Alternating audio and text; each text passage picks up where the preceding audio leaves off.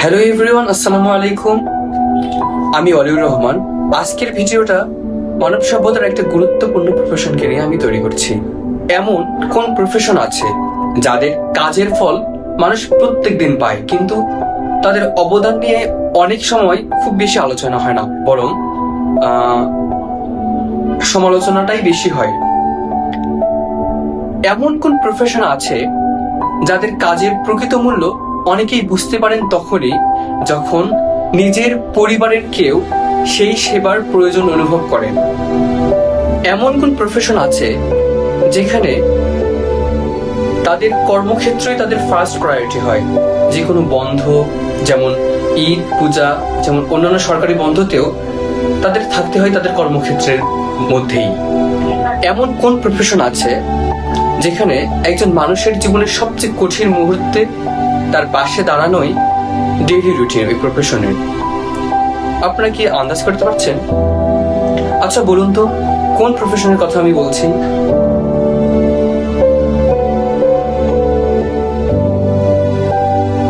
জি, সেই মহান প্রফেশনটা হচ্ছে নার্স। হ্যাঁ, আমি একজন নার্সিং স্টুডেন্ট। আজকে আমি শুধু আমার নিজের কথা নয়, সারা পৃথিবীর সৎ এবং পরিশ্রমী নার্সদের আত্মত্যাগ এবং সম্মানের কথা বলতে এসেছি। একজন নার্স হলো পুরো হেলথ কেয়ার টিমের একটা গুরুত্বপূর্ণ সদস্য, অত্যন্ত গুরুত্বপূর্ণ।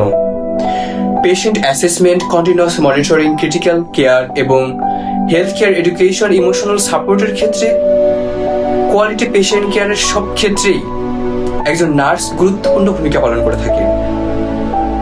আমার বিশ্বাস, আপনি যে প্রফেশনে থাকুন না কেন, যদি অনেস্টি, ডেডিকেশন এবং হার্ড ওয়ার্ক নিয়ে কাজ করেন, তাহলে আল্লাহ অবশ্যই আপনার পরিশ্রমের মর্যাদা দিবেন। রেসপেক্ট কখনো পজিশন দিয়ে আসে না, রেসপেক্ট আসে ক্যারেক্টার, প্রফেশনালিজম এবং মানুষের জন্য সার্ভিস দিয়ে। আমাদের উচিত নার্সদের তাদের কাজের যথাযথ মূল্যায়ন করা এবং তাদের যথাযথ রেসপেক্ট করা। মানুষের সবচেয়ে ক্রিটিক্যাল অর্থাৎ মুমূর্ষু মুহূর্তটা মানুষ একজন নার্সকেই সব থেকে কাছে পায়। এখানে প্রেক্ষাপটটা আমাদের বাংলাদেশি নার্সদের কথা বলছি আমি বিশেষ করে।